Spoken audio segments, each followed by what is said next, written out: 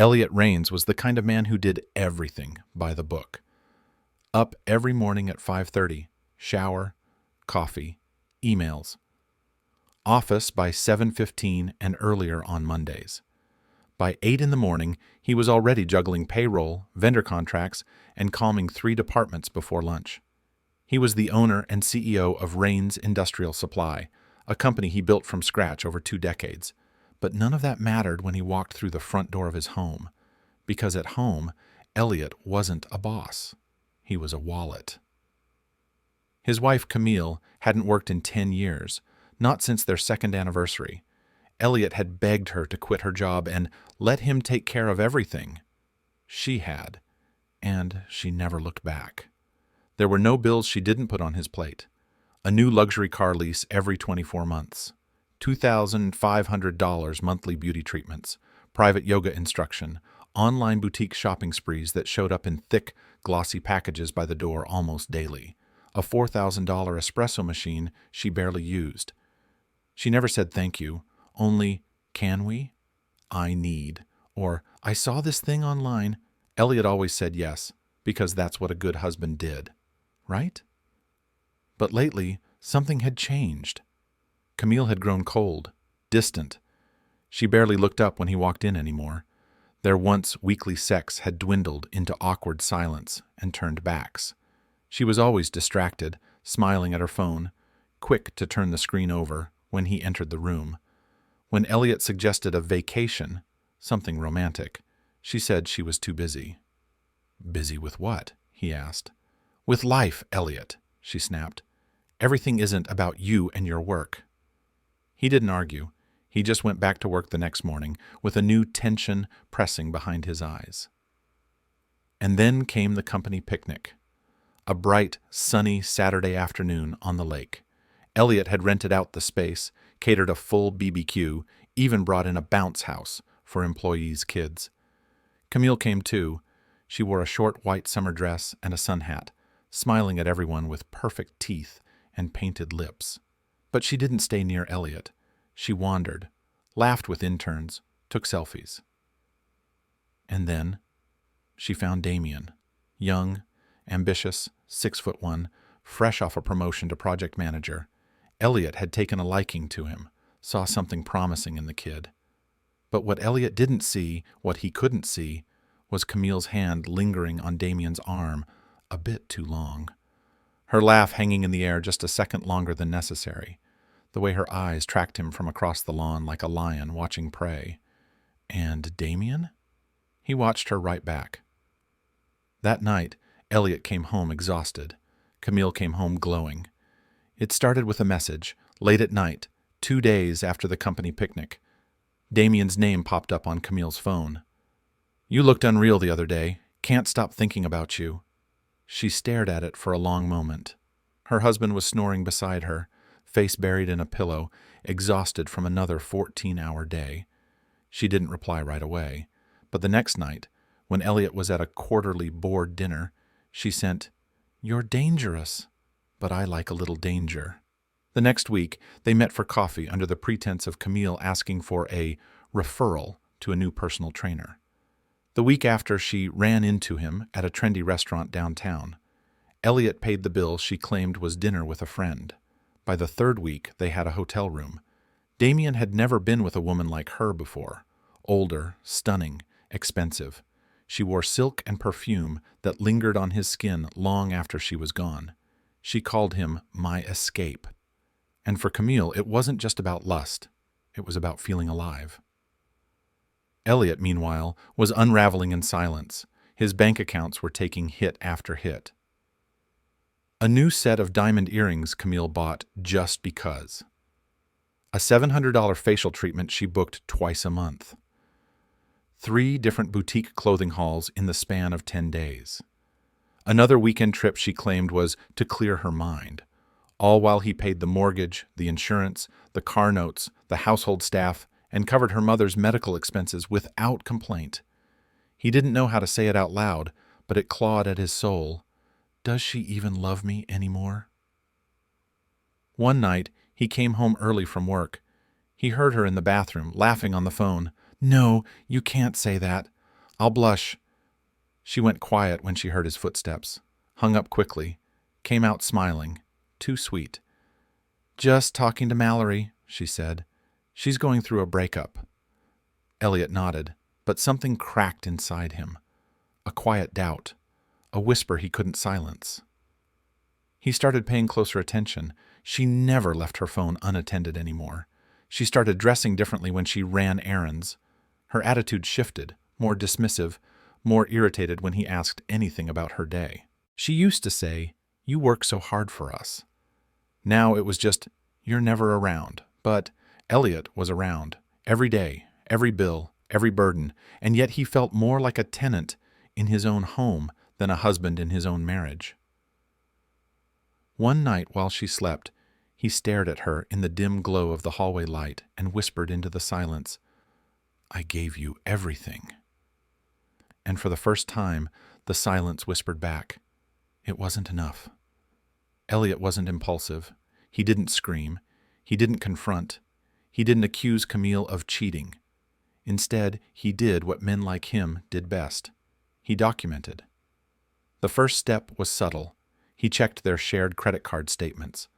Most of it was what he expected. Designer boutiques, expensive skincare, brunch spots she never mentioned. But then there were two charges that made his stomach tighten. Hotel Indigo. Twice, midweek afternoons. Camille hadn't mentioned anything about spa days or getaways. Elliot stared at the entries and thought, who goes to a hotel at 3 p.m. on a Wednesday? The second step was tracking her location. He remembered setting up Find My Phone years ago. She'd forgotten. He hadn't. Over the next week, he quietly watched. On Tuesday, she told him she had a charity meeting. Her location? A strip mall on the edge of town. She stayed parked for almost 2 hours. No meeting on the non-profit's website. No board photos. No updates. On Friday, she was with her cousin. Her phone, Hotel Indigo, again. That night, Elliot sat in his parked car for nearly 2 hours. He stared at the front doors of the hotel like they were gates to hell. At 6:57 p.m., Camille emerged. She wasn't alone. Damien was with her. His hand casually brushed the small of her back as they walked toward her car. They didn't kiss, didn't hold hands, but it was the body language, the comfort, the ease, the intimacy of someone who already knew every curve, every scar, every secret. Elliot's throat closed. It wasn't just a fling, it was a violation. He drove home with his hands shaking on the wheel. Every mile a memory, every red light a heartbreak. He thought about the time he paid off her student loans in full, the week he canceled a work retreat to be with her when her father was ill, the time she cried because he bought her the wrong handbag and he replaced it without hesitation. And now she was sneaking into hotels with someone who worked for him. That night, he didn't sleep. He sat on the edge of the bed, staring at her as she slept soundly beside him, the same lips that kissed Damien now inches from his shoulder. He wanted to rage, to scream, to throw her out, but Elliot wasn't a man of theatrics. He was a man of deliberate action. The next morning, he scheduled a meeting with his attorney. And then he bought a set of hidden cameras, one for the living room, one for the hallway, and one silent, cold, and watching, above their bed. Because Elliot didn't just want confirmation anymore. He wanted evidence. The footage didn't lie. Elliot waited, watched, recorded. For 6 days, nothing happened. Camille went about her routine, long showers, longer phone calls, overnight trips to see her cousin that never required luggage. Elliot said nothing. He smiled when she kissed his cheek. He nodded when she asked for money. He made love to her once, with eyes open the entire time. On the 7th day, Damien appeared, midday, through the side gate, into Elliot's home like he belonged there. Camille met him in a silk robe. They laughed, kissed, touched. In the bed Elliot had paid for. She moaned like she hadn't in years, clawed at Damien's back, whispered things Elliot had never heard from her mouth. "You're all I think about. He doesn't excite me anymore. You make me feel alive." Elliot paused the footage, closed the laptop, and sat there for a long time, alone in the dark. The betrayal wasn't just about the affair, it was the insult of it all. The gall to do it in his house, in his bed, while spending his money, while wearing the jewelry he'd bought, while still asking for more. She didn't just cheat on him, she drained him, and smiled while doing it. That night, Camille came home late, said she was at her sister's house, waved her phone like a shield. No makeup, no guilt, just a kiss on the cheek and a request for him to pick up the dry cleaning in the morning. He nodded. "Anything for you." At work, Damien passed Elliot in the hallway like nothing had happened, confident, relaxed. He even had the audacity to compliment Elliot on the new vendor contract he landed. "Solid move, boss," Damien said, clapping him on the back. Elliot stared at him, a younger man, hungrier, fresher, smug, the same man who had taken his wife's body and spit on his trust. Elliot smiled. "You're doing good work, Damien. Really. Keep it up." He spent the next 3 days planning, not out of rage, but with the same calm precision he used to build his company. He reviewed the footage again, deleted what didn't matter, saved what did. He printed financial statements, prepared power of attorney documents, called his lawyer again, just in case he chose one path over another, because he still had a choice. But it was getting harder to remember why he should show restraint. One night, Camille laid next to him and mumbled, "I miss how things used to be." And he whispered back, "So do I." Elliot didn't flinch anymore. Not when Camille kissed him goodbye, not when she asked for cash, not even when she left for the night and said she'd be at her sister's. He knew exactly where she was going, and for the first time, he didn't care about catching her. He was done watching. He was ready to act. The first move was clean. He liquidated $300,000 from a long-forgotten investment account and transferred it into a private offshore fund. He told his financial advisor it was for a property investment in Belize. It wasn't. The second move.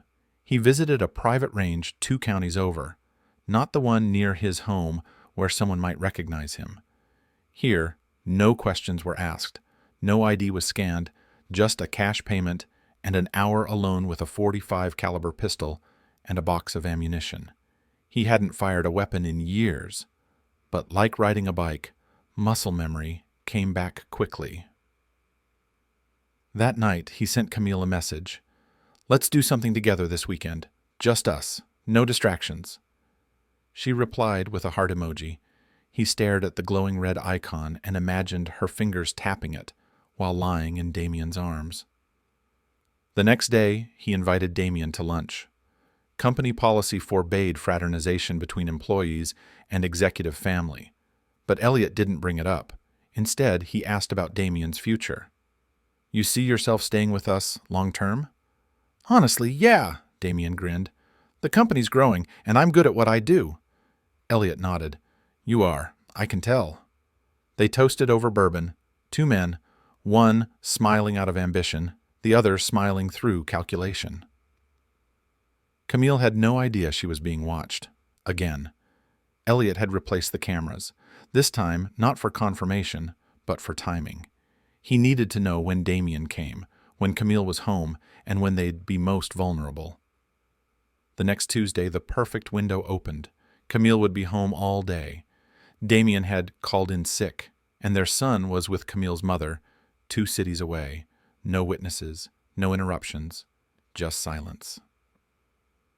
That morning, Elliot shaved, pressed his favorite suit, tied the watch Camille had given him on their 5th anniversary. Then he walked to his safe, opened it, and removed the pistol. Loaded, wiped, untraceable. He didn't write a note, didn't need to. Everything that needed to be said had already been paid for, in cash, in sacrifice, in time, in trust. All that was left was balance. It was 11:17 a.m. when Elliot pulled into the driveway. The same home he had paid for in full. Every tile, every wall, every promise. Now it stood like a monument to his humiliation. Inside, he knew exactly what he'd find. He entered quietly, no alarms, no anger, just the slow, steady rhythm of a man walking toward closure. From upstairs, faint moans, laughter, the unmistakable creak of the bed he bought. Each sound was a nail in a coffin that had once been his marriage. He didn't pause. Elliot stepped into the master bedroom like death in tailored slacks. Damien's back was turned. Camille's eyes flicked open mid-climax. That smile, the same one she used on him, froze in real time. "Elliot!" The first shot took Damien through the spine. The second went through his chest before he even hit the floor. Camille shrieked, scrambling backward across the bed, pulling the sheet around her trembling body. "Please, Elliot, we can fix this." "You drained me," Elliot said, eyes empty, then laughed while doing it. She sobbed, snot and eyeliner mixing down her cheeks. "I'm sorry. I swear. He meant nothing. Neither do you anymore." The third shot silenced her. Elliot didn't panic. He'd already packed the night before. Cash, passports, gold coins, burner phone. He'd wired most of his wealth to an account in Mauritius, where his name was attached to nothing. By 12:15 p.m., he was on the road. By 4:00 p.m., he crossed the private airstrip he'd quietly arranged with an unmarked charter pilot. By midnight, he was gone, disappeared into a country with no extradition treaty. The bodies were discovered 2 days later. Neighbors complained of the smell. Police broke down the door. The scene was grisly. The case made national headlines. CEO vanishes after wife and employee found murdered in $1 million home. Suspect possibly in South America or Southeast Asia. But no trace of Elliot Rains was ever found. No footprints, no camera trail, no paper trail, just a cold house, 2 lifeless bodies, and a husband who had paid his final price and disappeared. Elliot Rains became someone else. In Mauritius, his name was buried under shell corporations and layered aliases. His face was clean-shaven, his hair dyed darker, and his accent softened into silence. He lived in a beachfront villa, secluded, minimal, cold. He paid cash for everything, kept his phone off, watched strangers more closely than friends. Because there were no friends. Not anymore. He drank coffee in the mornings and watched the ocean move with a rhythm he envied. Consistent, indifferent, endless. He read old books, walked the beach barefoot, wrote in a journal he never intended anyone to read. He had money, time, a new identity, but peace, that was harder to come by. At night, the dreams returned, not of the murders, but of the moments before. Camille's smile when they first met, the time she danced in the kitchen, wine-drunk and barefoot, her voice when she once whispered, "You're my world." Then he'd see her in that final moment, begging, terrified, then silence. Damien's face didn't haunt him. It was Camille who lingered, not because she didn't deserve what she got, but because he didn't deserve who he became. Once a month he used a VPN to check the news. There were no updates. The case had gone cold. Occasional articles still resurfaced around the anniversary. Where is Elliot Rains? The vanishing millionaire. Justice still waiting. Theories ranged from cartel connections to suicide in the Amazon. He never commented, never sent letters, never left a trace. He thought sometimes about going back, turning himself in, facing what he'd done. But every time he remembered the way Camille looked at him in those final months, like a machine, a credit card with a face, a man whose only value was what he could provide. So he stayed gone, not because he was proud, but because he refused to let the world turn him into the villain after they made him the fool. Elliot Rains never died. He just faded, into sand, into smoke, into legend, and somewhere under a different name, on a quiet stretch of shoreline, a man wakes each morning with blood on his hands and peace that never quite arrives. The end.